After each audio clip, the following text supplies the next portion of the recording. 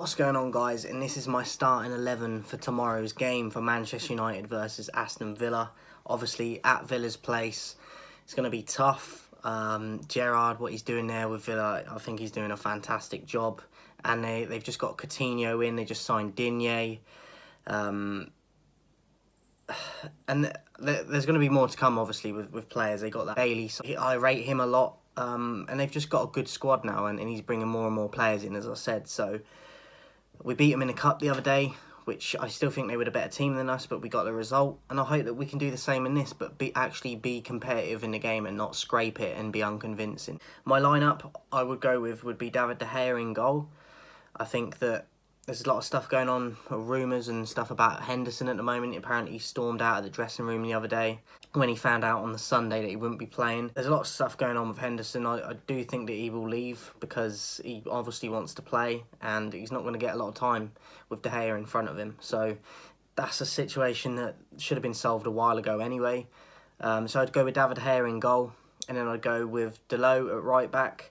I prefer him a lot more to Aaron Wan-Bissaka, to be honest. Offers a lot more going forward, and I just think he's an all-round better player. So Dalot for me would be right back. Then I'd go with Varane and Lindelof as the centre-back pairing. I think it's a little bit harsh on Jones not to be in. I do think he did tremendously well the other day when he came back and played Jones. But I do like Lindelof as well. I've always quite liked Lindelof. I'm not saying he's great all the time. He does make mistakes. He's a bit weak on the ball, but he does get the odd assist from the back, and I do like him. So I'd go with Varane and Lindelof. And then I'd go with Telles, obviously at left back. Shaw is suspended, so I'd go with Telles. And then I'd go with Donny and Fred in the pivot roles. I'm not a fan of Fred or McTominay, to be honest, but we don't really have a lot of depth there in that position. Matic I would have gone with, but his legs aren't there to do it anymore. So just due to lack of options there, I would go with Fred and partner him with Donny. But we know Donny won't play. But I would go with Donny and Fred in the pivot roles. And then I'd go with Sancho on the right. I think that he's looked good in spells. Not every single game, I don't think. But I do think that he's looked one of the better players and more lively at times. And I just think he needs more game time to get that confidence and just continue to progress. So Sancho would be on the right for me. Then on the left, I wouldn't put Rashford. I don't think he deserves to be anywhere near the team. As you can see in my video I titled the other day, I would sell him. Or at least put him in the reserves or something, but he shouldn't be anywhere near that starting lineup, even on the bench for me. So Rashford needs to go. I would go with Elanga on the left. He came on the other day in the cup for a few minutes, and he did more in a few minutes for me than Greenwood and Rashford did in the whole game. I want to see us giving more chance to youth players, and Elanga as one that's been a little bit on the fringes at times, getting a few minutes here and there, but I'd like to see him get some more minutes, and I think he deserves an opportunity. So I would go with Elanga on the left, and then up top I would go with Cavani and Ronaldo.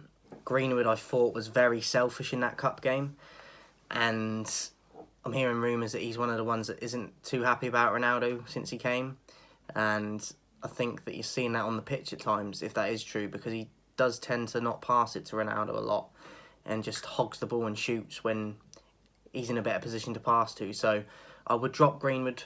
I don't think he's been great recently, and I do think he's been very selfish on the ball, and I think Cavani offers more and he's got more experience, and I would just like to see him with Ronaldo and see how that partnership can try and develop. Why Cavani's here, because he'll be going soon. So I would go with Cavani and Ronaldo up top. But as I said, Villa, they worry me. I don't know how we got the win against them the other day, but we did. And I'll be delighted with a win again, obviously. But going to their ground for this one, their crowd behind them, Gerrard, they're going to really be hungry for it. And I think that we're going to struggle with that. So bearing that in mind, I'm going to go with a 2-0 Aston Villa win. I hope we can at least get a draw, because I don't want to get defeated. But I think that's the most likely outcome on the way things are going. They've obviously got a buzz and a lift now because they've just got Digne in, and they've also got Coutinho. Whether or not they both play is another matter, but they're going to have a huge confidence lift from that and a boost, and they were already doing pretty well under Gerrard since he came in anyway. So they do worry me, so I'm going to go for a 2-0 Villa win, but hopefully we can get at least a draw at the very least.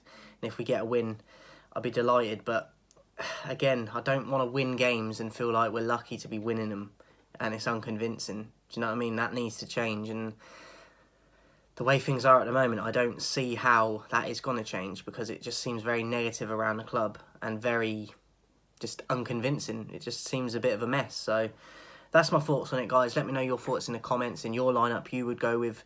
The game obviously tomorrow, and yeah, hopefully I'll be doing a post-match recap with some good ratings for the players' performances. Speak to you guys soon.